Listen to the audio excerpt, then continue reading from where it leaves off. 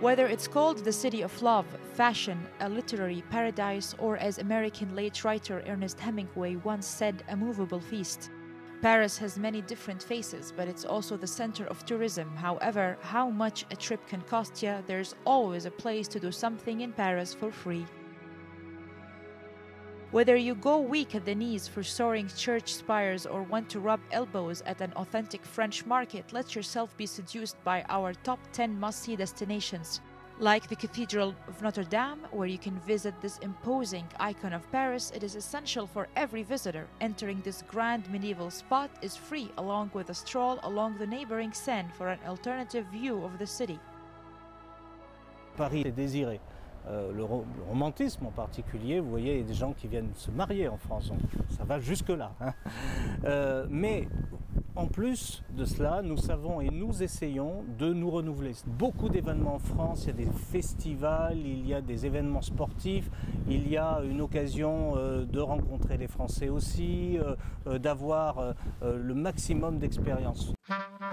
Number 2, you have St. Owen Market, which is the perfect place to let your imagination run riot. Marvel at bearskin rugs, antique tapestries, and brass diving bells in this decadently eccentric spot for art lovers.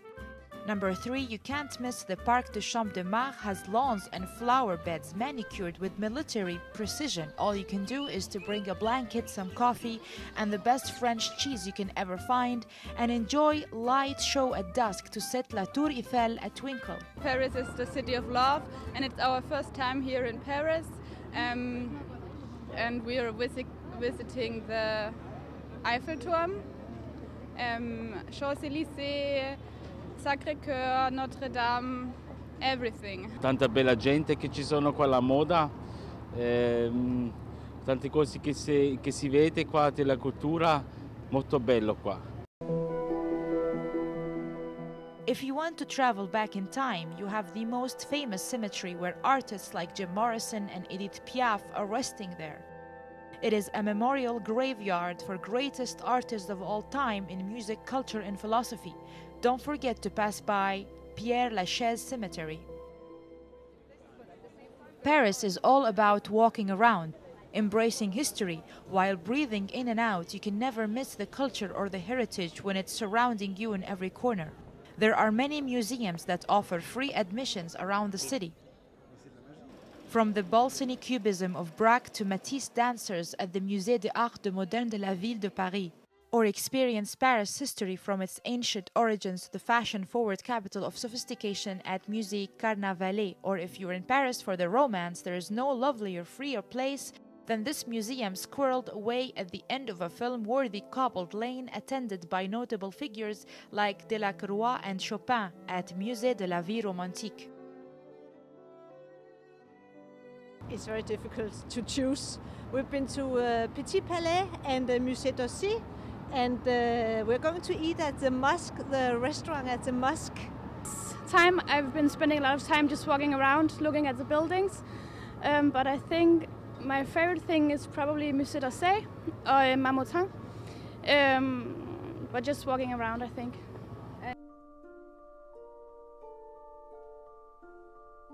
Of course, Paris is incomplete without visiting Montmartre and strolling down its narrow streets and ending that long stroll with a quick visit to the Sacré-Cœur. Lastly, it is the time of the day where you need to see some green. Paris Mayor Anne Hidalgo has continued to fight for more greenery around Paris in 2017 and fought pollution by allowing for more Sundays during the month without cars.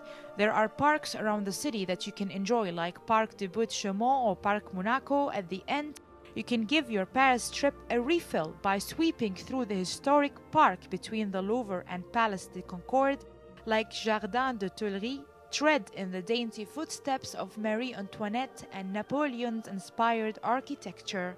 This is Farah Al Hashim reporting for KTV2 News from the heart of the Champs-Élysées, Paris.